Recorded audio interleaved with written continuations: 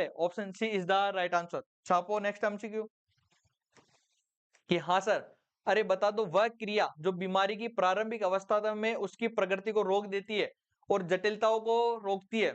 अरे बहुत ही प्यारा एमसीक्यू। क्या पूछा गया कि action which half the progress of disease. अरे डिजीज की क्या प्रारंभिक अवस्था में उसकी प्रगति को रोक देती है, कॉम्प्लिकेशन को रोक देती है।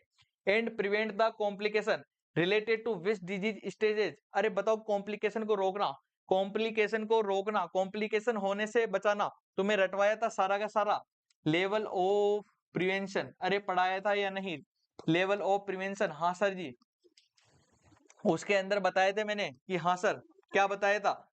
प्राइमोडियल, प्राइमोडियल जी सर। और क्या बताया था?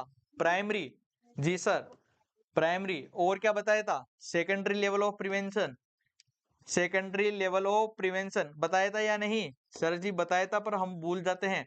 एक क्या बताया था बेटा? टर्सरी लेवल ऑफ प्रिवेंशन बताया था क्या? तो फिर भूल क्यों गए? अरे सारे के सारे भूल क्यों गए? जल्दी से बता दो। प्राइमोडियल के अंदर क्या होता है सर जी? रिस्क फैक्टर एब्सेंट होता है। क्या होता है? रिस्क फैक्टर ही एब्सेंट होता है। ठीक सर जी।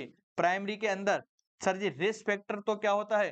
प्रेजेंट होता है, लेकिन डिजीज एब्सेंट होती है, डिजीज एब्सेंट होती है। ठीक है सर जी। सेकेंडरी के अंदर क्या होता है? डिजीज प्रेजेंट होती है।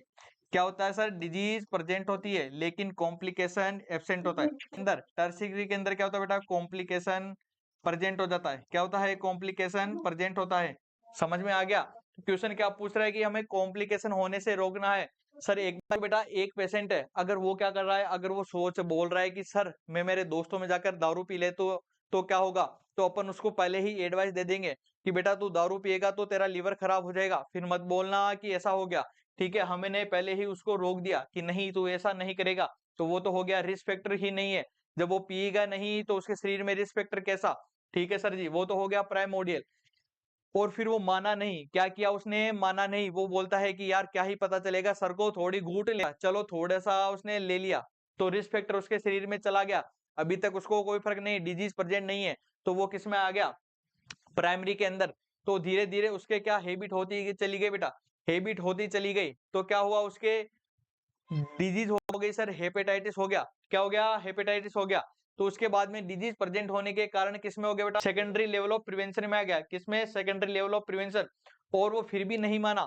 अरे उसके डिजीज होने के बाद भी फिर भी नहीं माना, तो क्या हो गया? उसके लीवर सिरोसिस, कॉम्प्लिकेशन क्या हो गया बेटा? Liver cirrhosis. ठीक है, क्वेश्चन में क्या पूछा कि प्रिवेंट करना है अपने को कॉम्प्लिकेशन से। कॉम्प्लिकेशन से क्या करता है? प्रिवेंट। तो कॉम्प्लिकेशन से प्रिवेंट किस में किया जाता है? सेकेंडरी लेवल ऑफ प्रिवेंशन में। अरे किया जाता है या नहीं?